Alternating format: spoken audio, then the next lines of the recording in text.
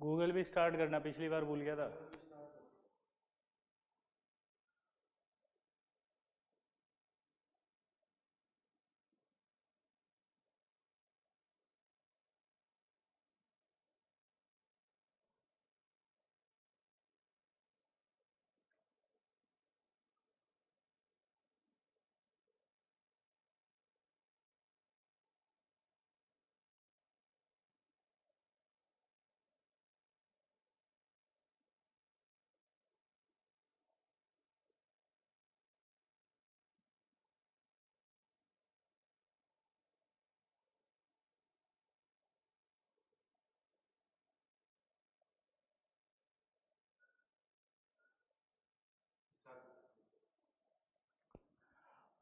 हाँ भाई, कैसे हैं आप लोग? होप आप सब अच्छे होंगे। पिछली क्लास के अंदर हमारा जनरल केमिस्ट्री जो था वो कंप्लीट हो चुका था और हमने एक नया टॉपिक स्टार्ट किया था जिसका नाम था पीरियोडिक प्रॉपर्टीज़ और पीरियोडिक टेबल। तो मैंने आपकी वेबसाइट पर अपलोड कर दिए सारे के सारे डीपीपीस। 5 डीपीपी आपको सॉल्व करने हैं, उसके बाद उनके सॉल्यूशंस आने लग गए हैं। डीपीपी नंबर 1 और 2 के सॉल्यूशन वीडियो अपलोड भी हो गए हैं, प्लस मैं आपको सॉल्यूशन हैंड रिटन भी मतलब दे रहा हूँ, ठीक है। वो प्लस शीट, पूरी शीट आपको कंप्लीट करनी है।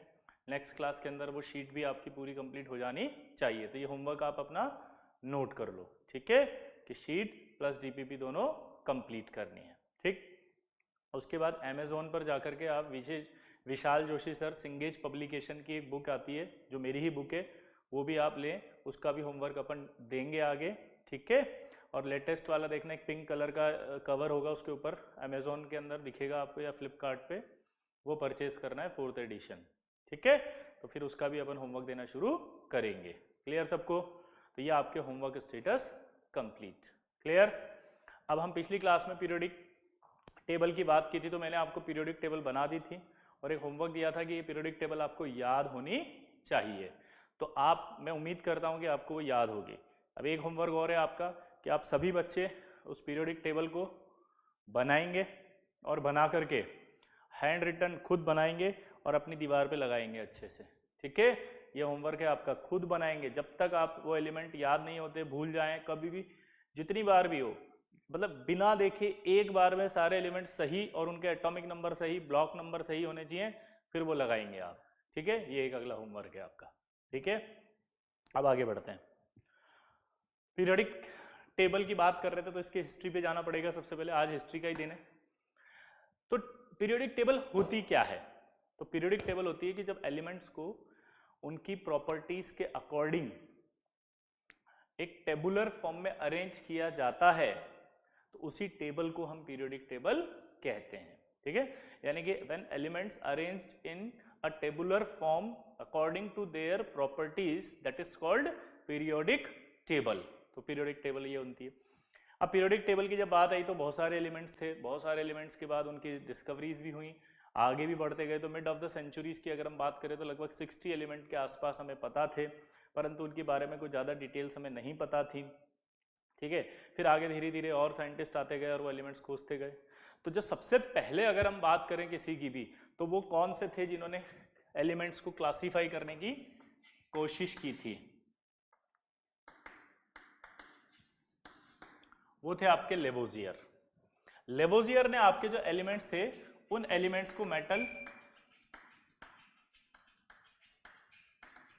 एंड नॉन मेटल्स में क्लासीफाई किया, ठीक है। तो लेवोजियर पहला ऐसा साइंटिस्ट था जिसने आपके एलिमेंट्स को दो पार्ट्स में डिवाइड किया, जिसका नाम, एक का नाम मेटल रखा, एक का नाम नॉन मेटल रखा। और जो मेटल थी वो क्या थी, या कौन से ऐसे एलिमेंट मेटल कहे गए जो एक इलेक्ट्रॉन रिलीज कर सकते हैं? किसे कहा गया, जल्दी बताओ, जो एक इलेक्ट्रॉन, बोलो, रिलीज कर सकते हैं, उन्हें क्या कहा गया? मेटल। और नॉन मेटल किन्हें कहा गया?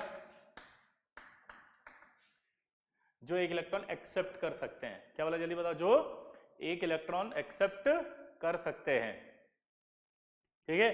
तो ये एक इलेक्ट्रॉन एक्सेप्ट कर लिया उन्होंने, तो ये आपका इलेक्ट्रॉन आ गया नॉन मेटल, ठीक है। तो यानी हमारे पास ऐसे दो एलिमेंट आए, दो टाइप के एलिमेंट्स आए, एक ऐसे जो मेटल थे, एक ऐसे जो नॉन मेटल थे, ठीक है। मेटल वो थे जो इलेक्ट्रॉन डोनेट करने की टेंडेंसी रख सकते थे और नॉन मेटल वो थे जो इलेक्ट्रॉन्स एक्सेप्ट करने की टेंडेंसी रखते थे।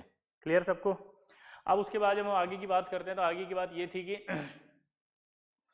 जब जैसे जैसे एलिमेंट्स और ज़्यादा डिस्कवर हुए तो फिर ये डेफिनेशन या ये क्लासिफिकेशन सही नहीं होने लगा, क्योंकि मेटालॉइड्स आ गए, यानी ऐसे एलिमेंट्स भी आए जो इलेक्ट्रॉन ले भी रहे थे और दे भी रहे थे। तो जो ले भी रहे थे और इलेक्ट्रॉन दे भी रहे थे उन्हें मेटालॉइड कहा गया। तो मेटालॉइड के बारे में हमारे लेवोजियर ने कुछ नहीं बताया था, इसलिए ये लिमिटेड हो गया क्लासिफिकेशन। ठीक, उसके बाद दूसरा साइंटिस्ट आए,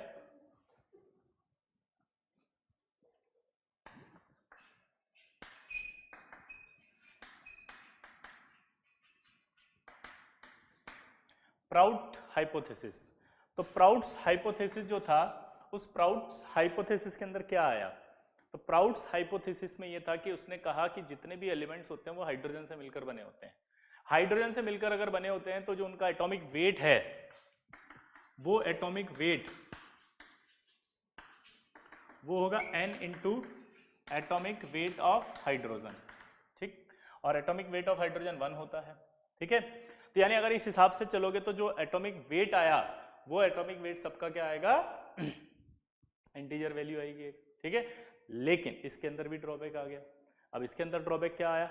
इसके अंदर ड्रॉबैक ये आया कि बहुत सारे एलिमेंट जो थे वो हाइड्रोजन से मिलकर नहीं बने होते हैं या हाइड्रोजन से नहीं रिएक्ट कर रहे होते हैं। ठीक है, दूसरी बात, बहुत सारे ऐसे एलिमेंट्स भी हैं जिनका मास ही फ्रैक्शन में आता है। जैसे क्लोरीन की बात करें अगर अपन, तो क्लोरीन का जो मास है वो तो 35.5 आता है। तो ये फ्रैक्शन कैसे आ रहा है? हाइड्रोजन का तो 1 आ रहा है, तो इसका मतलब ये भी गलत हो गया। तो प्राउट्स हाइपोथेसिस भी गलत, मतलब गलत इन द सेंस लिमिटेड है, क्लियरली नहीं है।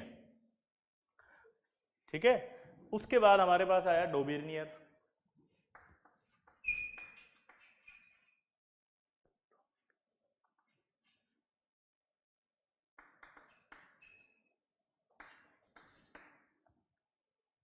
डोबिर्नियर ट्राइड रूल अगर आपने सुना हो तो बड़ा फेमस था ये। डोबिर्नियर ट्राइड रूल क्या कहता है कि अगर एलिमेंट्स को इंक्रीजिंग ऑर्डर में उनकी प्रॉपर्टी के हिसाब से अरेंज करें तो उस कंडीशन में आपका जो फर्स्ट और थर्ड होगा, ट्राइड 3-3 के ग्रुप में अरेंज करना था, तो फर्स्ट और थर्ड जो होगा उसका जो एवरेज निकालेंगे मास का, वो बीच वाले का मास का एवरेज आएगा। जैसे अगर मैं लिथियम की बात, सोडियम की बात और पोटेशियम की बात करूं, तो जो इसका मास होगा और इसका मास होगा, उन दोनों का जो सम करके डिवाइड बाई 2 करेंगे तो वो इसका मास आ जाएगा। तो इसको कहा गया डोबिर्नियर ट्रायड। डोबिर्नियर ट्रायड। ठीक है, इसी तरह से अगर मैं बात करूं,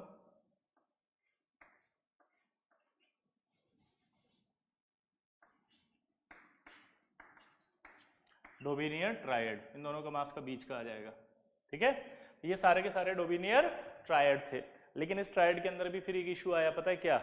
वो इशू आया कि ये जो ट्रायड हैं ये बन तो रहे हैं, लेकिन जब ट्रांजिशन एलिमेंट आ गए तो ट्रायड फेल हो गए, ट्रायड ही नहीं बन पा रहे थे ढंग से। नोबल गैसेज आई तो भी ये ट्रायड फेल होने लग गया, क्योंकि फिर ट्रायड नहीं बन पा रहे थे ढंग से। तो यानी कि यहां पर भी आपका लिमिटेशन आ गई कि ये भी लिमिटेड रहा। फिर इसके बाद अगला आया Newland Octave rule.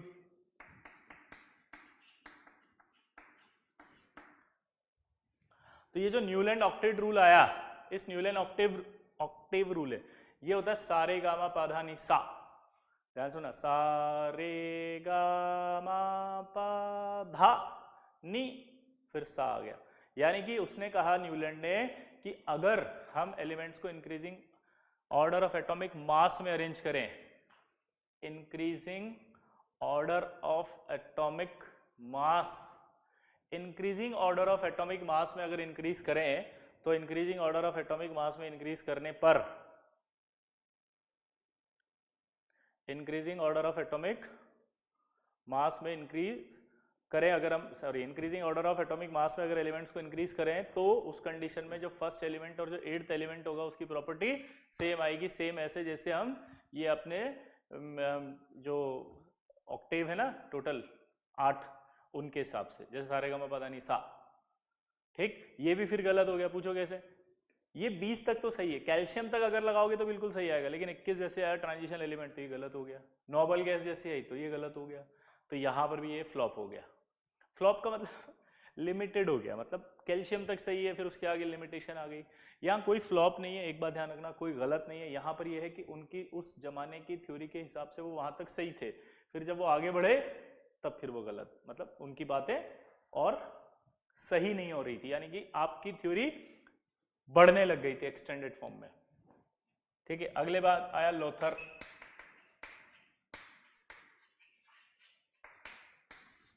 Lothar Myers curve. ठीक है, इसके जो कर्व थे वो कर्व थे एटॉमिक मास और एटॉमिक वॉल्यूम के बीच में।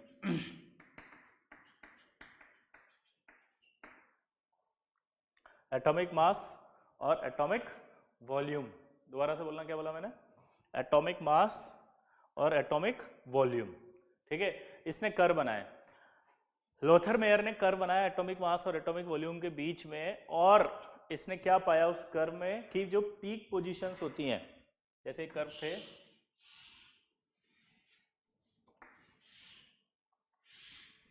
ये तो ये पीक पोजीशन जो होती हैं, इन पीक पोजीशंस के अंदर सबसे पहले उसने क्या रखे, बोलो, अल्कली मेटल्स। पीक पोजीशंस के अंदर जो रखे उसने क्या रखे,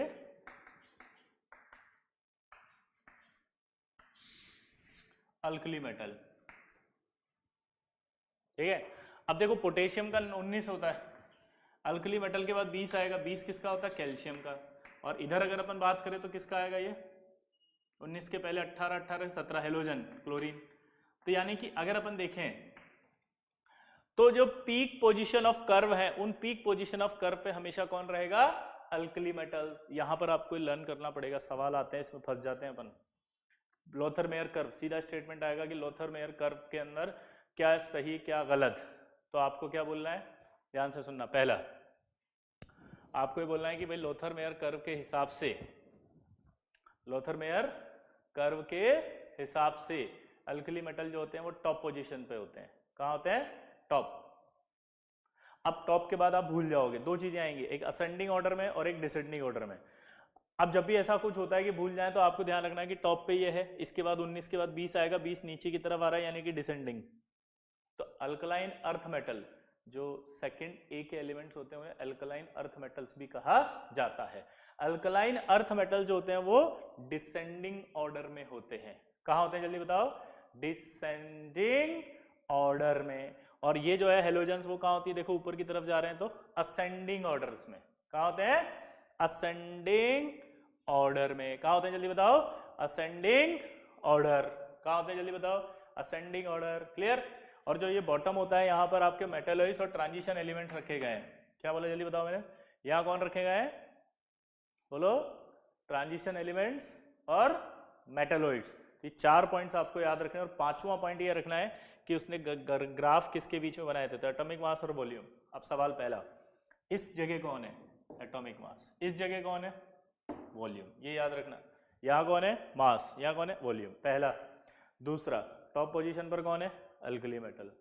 तीसरा, अब मैं भूल गया साला, असेंडिंग डिसेंडिंग। तो ये याद रखना, 19 के बाद 20 इधर आएगा तो अल्कलाइन अर्थ मेटल क्या होगी? डिसेंडिंग। हेलोजन क्या होगी? Ascending. Bottom of the curve जो होगा वो क्या होगा? बोलो, मेटलॉइड्स और ट्रांजिशन एलिमेंट्स। 5 मिनट का समय आपको याद करो ये।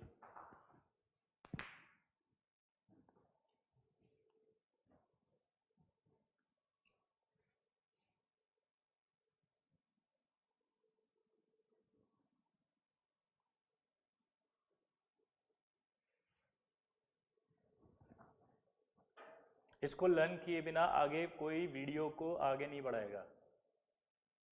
सुन लिया सबने? पोस्ट कर दो, याद करो, फिर आगे बढ़ो। ऐसा नहीं है कि अरे याद कर लेंगे, याद होगा ही नहीं। और जगह याद नहीं हुआ ना ये वाला, तो फिर आपके आईटी में सवाल गलत हो जाएंगे, मेरी जिम्मेदारी नहीं है। मैंने अगर आपको टाइम दिया है पॉज करके, तो आप चुपचाप याद करो बैठ करके। पांचों पॉइंट जो मैंने बोले, 5 4 तो मैंने स्टेटमेंट इस ग्राफ के लिए और एक स्टेटमेंट ये, पांचों लर्न जब तक नहीं हो आगे आप नहीं बढ़ोगे। आगे देखना ही मत वीडियो, कोई फायदा नहीं है साला, कुछ भी मतलब नहीं, सवाल तो होगा ही नहीं। जब सवाल ही सही नहीं होगा तो साला पढ़ क्यों रहे हो? ठीक है।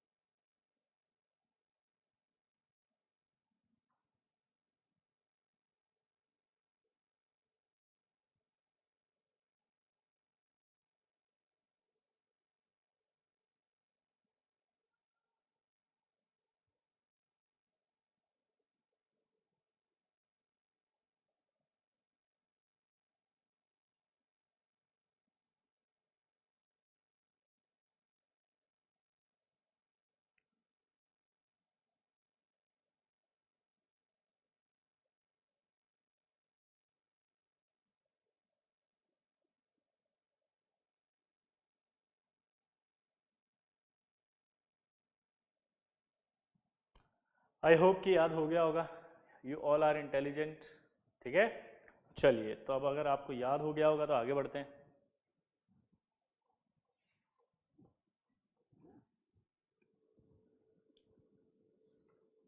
एक ऐसा नाम लेने जा रहा हूं जो शायद आप सबको याद है, और उसका नाम है मेंडलीव। मेंडलीव की बात जब हम करते हैं तो आपको सबको पता है कि एक पीरियोडिक टेबल आती है, हाँ उसने कुछ सारी चीज़ें दी थी, ठीक है, वो अभी हम पढ़ते हैं। लेकिन उससे पहले एक इंफॉर्मेशन आपको देना चाहता हूँ जो बहुत इंपॉर्टेंट है। शायद आपको पता है या नहीं पता, लेकिन फिर भी मैं बता रहा हूँ कि लोथरमेयर और मेंडलीव दोनों ने सेम टाइम पर सारी बातें बोली थी। सेम टाइम पर ऐसे एक साथ आए थे दोनों, ये एक साथ जो बातें लोथरमेयर ने बोली वो और जो मेंडलीव ने बोली वो सब सेम थी, लेकिन डेस्टिनी नाम किसका फेमस है? मेंडलीव। क्यों? क्योंकि मेंडलीव ने जो भी एलिमेंट्स के बारे में बोला वो उनकी केमिकल प्रॉपर्टीज की बेसिस पर बोला था। किसके?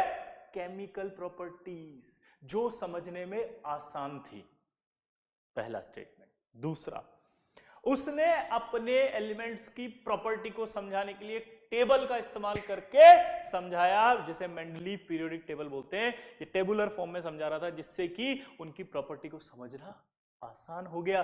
टेबल के अकॉर्डिंग याद करते जाओ, जल्दी जल्दी प्रॉपर्टी समझ में आती जा रही थी। लोथरमेयर, इसने स्टडी किया फिजिकल प्रॉपर्टीज का।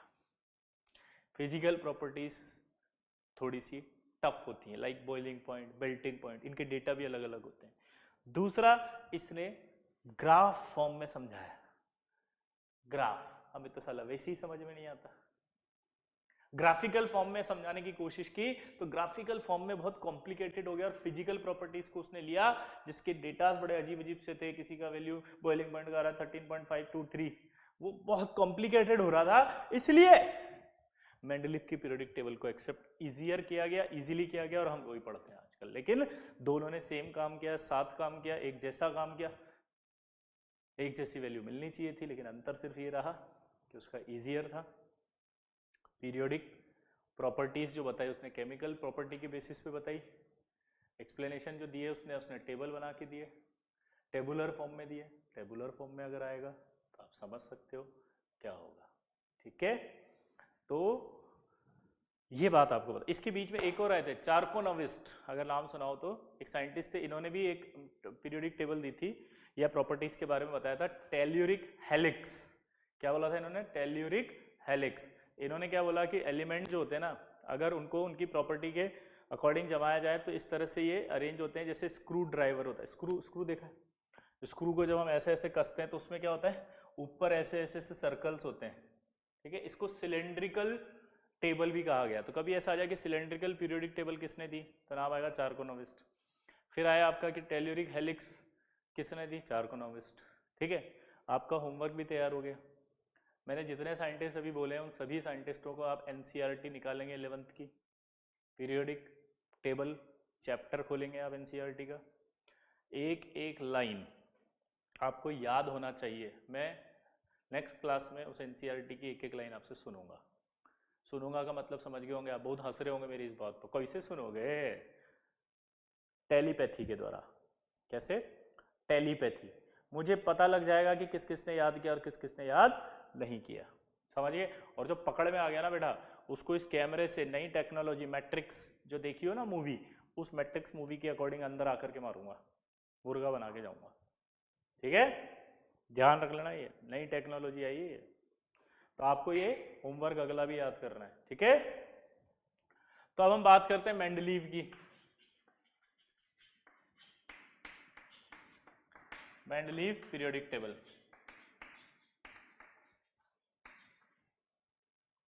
मेंडलीव पीरियोडिक टेबल से पहले हमें इसका पीरियोडिक लॉ समझना पड़ेगा। इसका जो पीरियोडिक लॉ था वो क्या था, वो समझो आप। पहला पीरियोडिक लॉ ये कहता था कि अगर एलिमेंट्स को उनके एटॉमिक मास के इंक्रीजिंग ऑर्डर में जमाया जाए तो सर्टेन इंटरवल के बाद सेम प्रॉपर्टी वाले एलिमेंट्स का रिपीटेशन होना स्टार्ट हो जाता है, ठीक है। यही पीरियोडिक लॉ कहलाता है। पीरियोडिक लॉ किस पर बेस्ड था अगर पूछा जाए तो? एटॉमिक मास पे। मेंडलीफ पीरियोडिक लॉ किस पर बेस्ड था? Atomic mass. ये पहला सवाल क्लियर हो गया। आपसे पूछेगा मेंडलीफ, ठीक है, पीरियोडिक लॉ किस पर बेस्ड है? Atomic mass. तो और क्या होता है पीरियोडिक लॉ ये बताओ? तो आप बोलोगे कि जब एलिमेंट्स को increasing order of atomic mass में अरेंज किया जाता है तो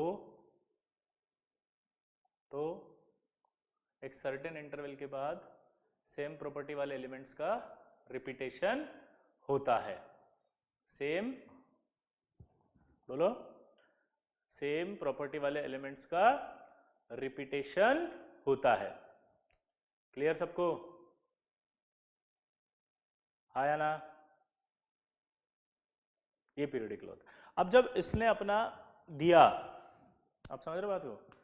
इसने जब अपना दिया तो उस कंडीशन में क्या हुआ कि स्टार्टिंग की बात अगर अपन करें तो क्या इसकी जो खास बात थी, तो इसका पहला खास पॉइंट ये था कि उस समय जो 63 एलिमेंट्स पता थे। कितने एलिमेंट्स पता थे? 63। कितने एलिमेंट्स पता थे बताओ? 63। 63 कितने एलिमेंट्स पता थे बताओ? 63 एलिमेंट्स पता थे।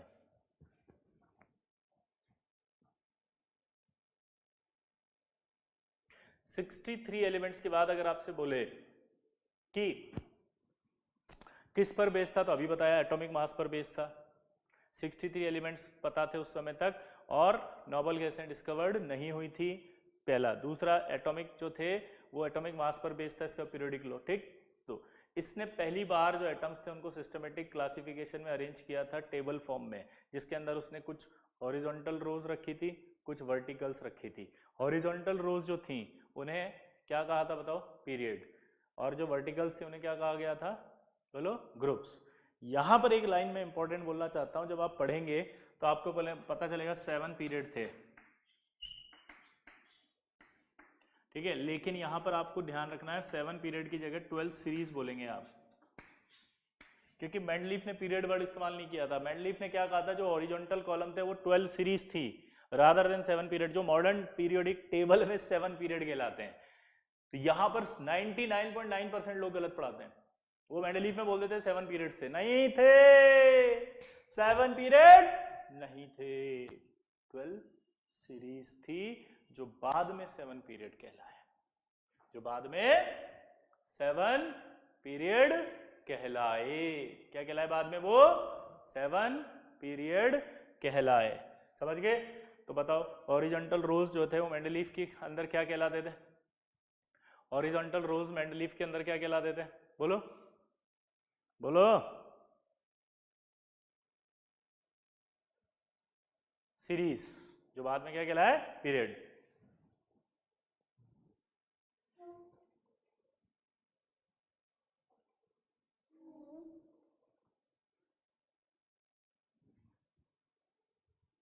ठीक।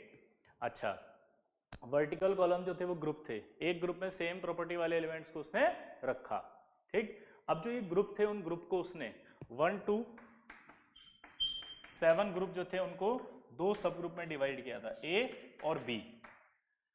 क्या बोला उसने बताओ? 1 to 7 ग्रुप जो थे उन्हें 2 सब ग्रुप में डिवाइड किया था, ए और बी सब ग्रुप। किस में डिवाइड किया था बताओ? ए और बी सब ग्रुप में डिवाइड किया था। किस में डिवाइड किया था बताओ? ए और बी सब ग्रुप के अंदर, ठीक है। यहां तक समझ में आ गया? ए और बी सब ग्रुप में डिवाइड किया, लेकिन जो 8th ग्रुप था उस 8th ग्रुप को उसने किसी भी सब ग्रुप में डिवाइड नहीं किया था। और इसमें जो है वो जैसे Fe, कोबाल्ट, निकल, ऐसे कर करके इसके भी नीचे कुछ एलिमेंट थे, अगर याद हो तो बताओ कौन कौन से एलिमेंट थे? आपने पीरियोडिक टेबल याद की होगी। फिर रूथी ऑस्मी, क्यों रोड पर आई, नई पड़ोसन पटना की, ठीक है। तो ये टोटल 9 एलिमेंट्स रखे थे उसने इसमें। कितने एलिमेंट्स? 9। और इनको डोबिनियर के केस में ट्रांजिशन ट्रायड कहा जाता है। क्या कहा जाता है इसको? Transition triad. तो अगर सवाल आ जाए कि these are the transition triad, yes, they all are transition triad according to Dobereiner. ठीक है, तो क्या बोला मैंने, दोबारा बताओ कि जो ग्रुप्स थे उनमें सेम प्रॉपर्टी वाले एलिमेंट्स रखे थे और एक ग्रुप को उसने दो सब ग्रुप में डिवाइड किया था। 1 to 7 जितने भी थे उन सबको दो सब ग्रुप में डिवाइड किया था, लेकिन जो 8 था उस 8 को उसने किसी भी सब ग्रुप में डिवाइड नहीं किया था। उसमें 3-3 करके एलिमेंट थे, टोटल 9 एलिमेंट रखे थे उसने। ठीक,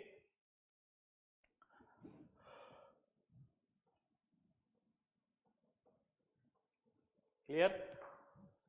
और आपको पता ही है कि एटॉमिक मास पर बेस थी और कई जगह प्रॉपर्टीज ग्रुप में रखने वाले एलिमेंट्स की सेम सिमिलर आई थी, सिमिलर प्रॉपर्टीज आई थी। सेम वर्ड की जगह सिमिलर ज्यादा बेटर होता है। ठीक है, अब अपन से पूछे कि इसकी जो बेनिफिट्स थे या डीमेरिट सॉरी मेरिट्स थी वो क्या थी मेंडलीफ की। तो मेंडलीफ की सबसे पहली जो मेरिट थी पीरियोडिक टेबल की वो यही थी कि first time in the history of chemistry elements को एक सिस्टमेटिक टेबल के अंदर अरेंज किया था अकॉर्डिंग टू देयर प्रॉपर्टीज, जिससे कि उन एलिमेंट की प्रॉपर्टीज को समझने में बहुत आसानी हो गई थी। तो पहली मेरिट उसकी ये थी कि एलिमेंट्स को उसने बहुत सिस्टमेटिक अरेंज किया था जिससे कि उनको समझने में आसानी हो गई थी। ठीक है, पहला। दूसरा ये हुआ कि उसने जो है एटॉमिक मास के इंक्रीजिंग ऑर्डर में जमाया था। क्या वाला जल्दी बताओ, एटॉमिक मास के इंक्रीजिंग ऑर्डर में जमाया था। तो एटॉमिक मास के इंक्रीजिंग ऑर्डर में जब उसने जमाया तो कुछ जगह खाली रह गई। जैसे मैं आपको बताऊं, अगर मैं मान लो ऐसे जमाऊं 2 4 6 और अचानक आपका 10 आ जाए और फिर 12 आ जाए फिर 14 आ जाए, तो कहीं ना कहीं आपको इस अरेंजमेंट में ऐसा समझ में आएगा कि सर एक नंबर कोई मिसिंग है। बताओ कौन सा है वो, 8। क्योंकि आपको पता है पैटर्न फॉलो हो रहा है, तो यहाँ एक मिस है 8। इसी तरह से जब उसने एटॉमिक मास के इंक्रीजिंग ऑर्डर में जमाया तो कुछ जगह खाली छोड़ दी उसने, और खाली छोड़ दी इसलिए क्योंकि उनका मास नहीं आ रहा था उस हिसाब से। तो वो जो खाली छूट गई उसका मतलब नए एलिमेंट्स का प्रिडिक्शन स्टार्ट हो गया। क्या, नए एलिमेंट्स का प्रिडिक्शन। तो सेकंड मेरिट ये थी कि जब उसने अपनी पीरियोडिक टेबल बनाई तो नए एलिमेंट्स का प्रिडिक्शन, जब उसने अपनी नई पीरियोडिक टेबल बनाई सॉरी अपनी पीरियोडिक टेबल बनाई तो कुछ नए एलिमेंट्स को प्रिडिक्ट किया उसने। जैसे अगर मैं बात करूं स्कैंडियम, स्कैंडियम का जो नाम था उसने दिया था उस समय वो था एका बोरोन। क्या था, एका बोरोन। ठीक है, इसी तरह से अगर मैं बात करूं गैलियम, जर्मेनियम और ये इसका नाम था एका मैग्नीज, इसका नाम था एका सिलिकन, इसका नाम था एका एल्यूमिनियम। ये 4 एलिमेंट थे जो उसने खोजे थे नए, ताकि पता चला कि ऐसे एलिमेंट और हैं नेचर में होने चाहिए, उनका उसने प्रिडिक्शन किया था पहले। ठीक है, उसने नाम ये दिए थे और असली में जब खोजे तो ये निकले। क्या नाम बताया मैंने इसका, बताओ, एका एल्यूमिनियम, एका सिलिकॉन, एका मैग्नीज। तो नए एलिमेंट्स के बारे में पता चला, कितनी अच्छी बात थी। देखो नए एलिमेंट खोज लिए उसने। ठीक है, आया ना, क्या पता चला जल्दी बताओ, नए एलिमेंट्स के बारे में पता चला। तो अच्छी बात हुई कि नहीं हुई है, बोलो।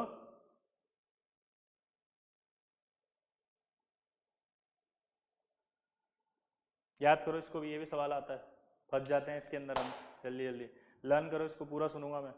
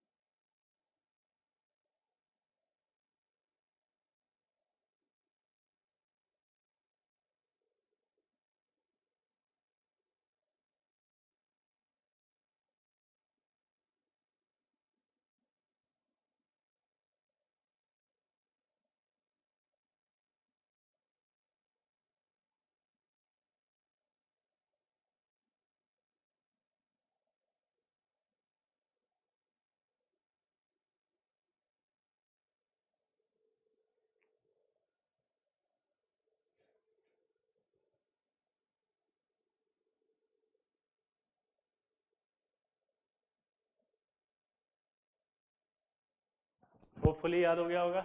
चलो, ये है ना जो वीडियो देखने वाले हैं, ये जो मेरा पोज वाला टाइम है, इसको आगे नहीं बढ़ाएगा कोई भी जब तक लर्न नहीं हो। समझ गए साले? ऐसा नहीं कि आगे बढ़ा के खट से पढ़ लिया, नहीं।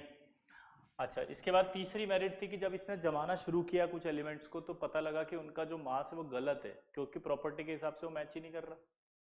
क्योंकि इसने जमाते समय क्या ध्यान रखा था कि प्रॉपर्टीज के अकॉर्डिंग जमा रहा था, एटॉमिक मास के अकॉर्डिंग जमा रहा था, और वो पा रहा था कि सर्टेन इंटरवल के बाद सेम प्रॉपर्टी वाले एलिमेंट रिपीट हो रहे हैं। तो जो एलिमेंट रिपीट नहीं है वो समझ में आ गया कि यहाँ गड़बड़ हो रही है, तो उसने उनका मास भी करेक्ट किया। जैसे बेरिलियम, बेरिलियम की बात अगर अपन करें तो एटॉमिक मास निकालने का एक फॉर्मूला होता है, और वो होता है n, ठीक है, वैलेंसी, मतलब वैलेंसी इंटू एटॉमिक वेट।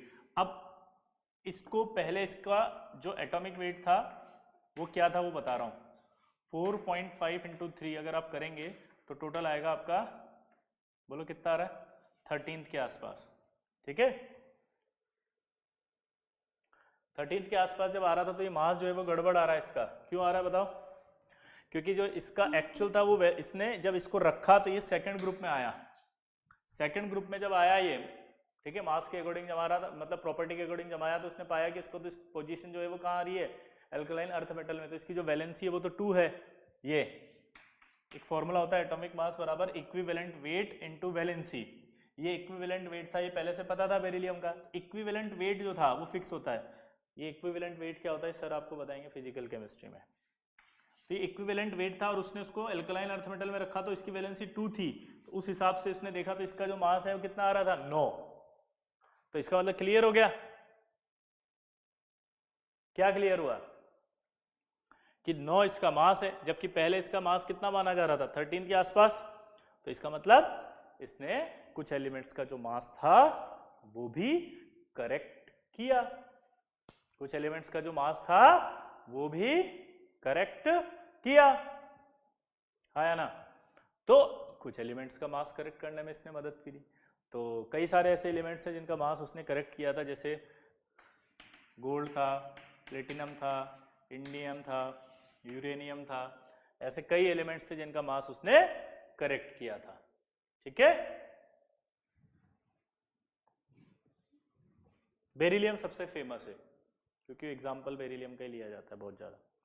अब इसकी डीमेरिट्स की बात करें, कुछ कमियां भी थी इसके अंदर, क्योंकि फर्स्ट टाइम इतना बड़ा आपको अगर आप एक्सप्लेन कर रहे हो तो कमियां तो रहती है ना, क्योंकि धीरे धीरे डेवलपमेंट होते जाते हैं, धीरे धीरे चीज़ें और पता चलती जाती हैं। तो पहली जो कमी थी इसकी पीरियोडिक टेबल, डीमेरिट जो थी, इसने हाइड्रोजन को कोई पोजीशन नहीं दी। हाइड्रोजन के केस में क्या होता है कि हाइड्रोजन कुछ प्रॉपर्टी शो करता है अल्कली मेटल्स के थ्रू और कुछ प्रॉपर्टी शो करता है वो हेलोजन्स के थ्रू, सेम। जैसे अगर आप हाइड्रोजन का कॉन्फ़िगरेशन लिखे तो 1s1 एक इलेक्ट्रॉन है, और यही अल्कली मेटल का कॉन्फ़िगरेशन आता है ns1, तो इसका मतलब इसकी प्रॉपर्टी कैसी होनी चाहिए, अल्कली मेटल की तरह। हेलोजन्स की तरह ये एक इलेक्ट्रॉन लेकर के माइनस बना लेता है, और अल्कली मेटल्स की तरह एक इलेक्ट्रॉन रिलीज करके प्लस बना लेता है। हेलोजन्स की तरह हेलोजन का कॉन्फ़िगरेशन होता है ns2np5, अगर वो एक इलेक्ट्रॉन लेगा तो 2p6 हो जाएगा, ऑक्टेट कंप्लीट। यहां भी एक इलेक्ट्रॉन ले लेगा तो इसका ऑक्टेट मतलब इसका वैलेंशियल कंप्लीट।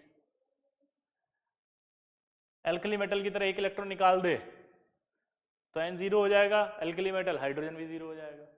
तो कुछ प्रॉपर्टी हेलोजन की तरह थी, कुछ प्रॉपर्टी अल्कली मेटल की तरह थी। तो वो प्रॉपर्टीज जो थी वो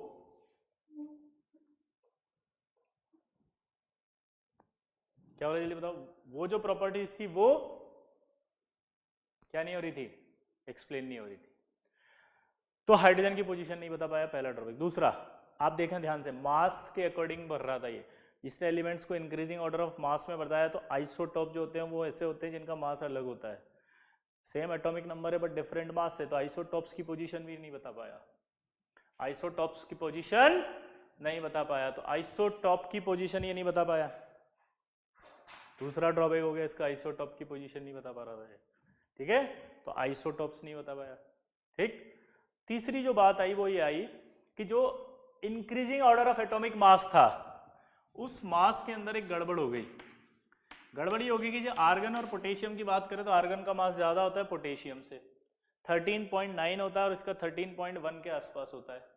तो यानी कि जो मास जिसका ज्यादा है वो तो पीछे रखा है और जिसका मास कम है वो आगे रखा है। तो ये जो पेयर था वो सही नहीं था एटॉमिक मास के हिसाब से। ये इसने अपने ही एटॉमिक मास के पीरियोडिक लॉ को ब्रेक कर दिया यहां पे। और ब्रेक करने का एक्सप्लेनेशन क्या दिया कि अगर मैं इस पोटेशियम को यहां रख दूंगा तो इसकी प्रॉपर्टी नोबल गैस जैसी हो जाएगी, लेकिन अगर मैं यहां रख रहा हूं तो एल्कली मेटल जैसी हो जाएगी। तो उसने प्रॉपर्टी को प्रेफरेंस दे दी यहां पे और ब्रेक करके पोटेशियम को आगे डाल दिया। ठीक है, ऐसे ही टेलुरियम और आयोडीन में किया। इसका मास ज्यादा होता है, इसका कम होता है। इसका 127.7 के आसपास है, इसका 127 है। ठीक है, तो ये फिर ज्यादा था और ये कम था, लेकिन फिर ऑर्डर ब्रेक कर दिया इसने। कोबाल्ट और निकल के मास की बात करें तो फिर इसका ज्यादा इसका कम है, लेकिन इसको पहले रखा इसको बाद में रखा प्रॉपर्टी के बेसिस पे।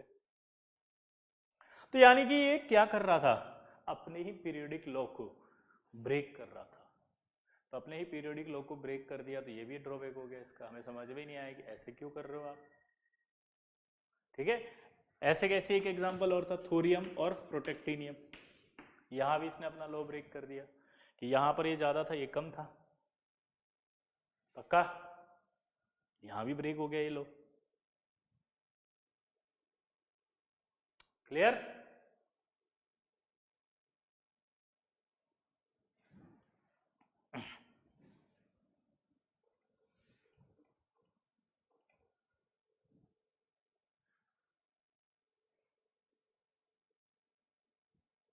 क्लियर हो गया, आया ना? ठीक, तो ये इसका ड्रॉबैक था। फिर अगला इसने क्या किया कि अब देखो यहां पर इसने क्या कहा, एटॉमिक मास को इसलिए ब्रेक कर दिया कि सेम प्रॉपर्टी वाले एक ग्रुप में आ जाए। तो इसने कई ऐसे एलिमेंट थे जो सेम प्रॉपर्टी वाले थे, उन्हें डिफरेंट ग्रुप में रखा, लाइक गोल्ड और प्लेटिनम। अब ये आपके नोबल मेटल्स होती हैं, इनकी प्रॉपर्टी सेम होती है, लेकिन ये अलग अलग ग्रुप में रख दिया उसने। तो यहाँ भी ड्रॉबैक आ गया कि आप पहले कह रहे हो कि सेम प्रॉपर्टी वालों को रखने की वजह से आपने अपना एटॉमिक मास को ब्रेक किया, तो इनकी प्रॉपर्टी सेम है, फिर इनको भी रखो। तो यहाँ भी वो फेल हो गया। क्या फेल हुआ कि सेम प्रॉपर्टी वाले को अलग अलग में रखा। अब इसने फिर अपना एक और ड्रॉबैक आया कि डिफरेंट प्रॉपर्टी वालों को भी इसने सेम ग्रुप में रख दिया। जैसे ये फर्स्ट ग्रुप था, ये फर्स्ट ए होता है, ये फर्स्ट बी होता है। ठीक है, ये फर्स्ट ए है, ये फर्स्ट बी। और फर्स्ट ए जो है, अगर आप उस फर्स्ट ए की बात करेंगे तो इसमें आता है लिथियम, सोडियम, पोटेशियम, रुबिडियम और सीजियम। और यहाँ आता है आपका कॉपर AgAu। इनको कॉइनेज मेटल भी कहा जाता है, क्योंकि इनसे क्या बनाए जाते थे, coins, gold coins, silver coins, coinage. ये कहलाती हैं एल्कली मेटल्स और ये कहलाती हैं ट्रांजिशन मेटल्स। तो ये तो प्रॉपर्टी डिफरेंट होती है। Transition metal D block element है और ये एस ब्लॉक एलिमेंट है, इनकी प्रॉपर्टी अलग अलग है, फिर ये सेम ग्रुप में कैसे आ सकते हैं। तो यानी कि अनलाइक एलिमेंट्स को उसने सेम ग्रुप में डाल दिया, ये भी एक ड्रॉबैक था उसका। तो अनलाइक एलिमेंट्स को सेम ग्रुप में रख दिया, ये भी इसका ड्रॉबैक था। अभी अपन ने कहा था ना हर ग्रुप को दो सब ग्रुप में डिवाइड किया है। तो ये फर्स्ट ग्रुप का first A, first B. Clear? यहां तक समझ में आया आपको अच्छे से? ठीक, इसके बाद अगर आप ध्यान से देखो तो लेंथेनाइड और एक्टिनाइड्स की बात करते हैं। तो लेंथेनाइड और एक्टिनाइड्स को भी इसने सेम ग्रुप में, सॉरी, लेंथेनाइड और एक्टिनाइड्स को भी इसने पीरियोडिक टेबल में नहीं रखा, बल्कि नीचे साइड में पटक दिया। उनको कोई स्थान ही नहीं दिया पीरियोडिक टेबल में। नीचे बनाते हैं हम हमेशा, देखो लास्ट में ऐसे बनाते नहीं बनाते? अरे लास्ट में नीचे बनते हैं ना दो बॉक्स, तो इसने लास्ट में पटक दिया उनको भी। तो ये भी उसका ड्रॉबैक था। तो ये ड्रॉबैक जो थे, इन ड्रॉबैक्स के बाद नया पीरियोडिक लॉ आया और वो नया पीरियोडिक लॉ लेकर आया मोजले। कौन लाया? मोजले। मोजेले नहीं बे, क्या बकवास करो साले, मोजेले, मोजे मोजे मंगा रहा हूं तुमसे मैं, मोजेले, मोजेले, मौजे नहीं है बंगाली में, मोजेले मौजे नहीं है, मोजले, या साइंटिस्ट नेम। मोजले ने एक पीरियोडिक फंक्शन नया दिया, और मोजले ने पीरियोडिक फंक्शन नया क्या दिया कि अगर एलिमेंट्स को increasing order of atomic number, यहां पर चेंज कर दिया periodic law. New periodic law जो है वो एटॉमिक मास पे डिपेंड नहीं करता, वो किस पे डिपेंड करता है? एटॉमिक नंबर पे। किस पे डिपेंड करता है? Atomic number. तो उसने क्या बोला कि अगर एलिमेंट्स को increasing order of atomic number में जमाया जाए, अगर एलिमेंट्स को increasing order of atomic number में जमाया जाए तो एक सर्टेन इंटरवल के बाद सेम प्रॉपर्टी वाले एलिमेंट्स का रिपीटेशन होता है। ये न्यू पीरियोडिक लॉ है, ठीक है। और अब जो हमारी मॉडर्न पीरियोडिक टेबल है वो इसी लॉ पे बेस्ड है, जो पीरियोडिक टेबल मैंने स्टार्टिंग में बनाई थी। तो जिन बच्चों को पीरियोडिक टेबल अभी भी याद नहीं है वो उस पीरियोडिक टेबल को अच्छे से लर्न करे, क्योंकि अब आगे उसी से काम चलेगा, ठीक है। और वो पीरियोडिक टेबल जो है वो इलेक्ट्रॉनिक कॉन्फ़िगरेशन पर बेस्ड है, यानी कि जिस एलिमेंट का आखिरी इलेक्ट्रॉन जिस सबशेल में जा रहा है उसे उसी ब्लॉक का मेंबर कहा जा रहा है। जैसे अगर एस ब्लॉक है तो एस ब्लॉक तभी कहेंगे जब आखिरी इलेक्ट्रॉन किस में जा रहा हो, एस ब्लॉक में। पी ब्लॉक है तो कहाँ जा रहा है, पी ब्लॉक में। डी ये तो कहाँ जा रहा है, डी ब्लॉक में। क्लियर सबको, हाँ या ना?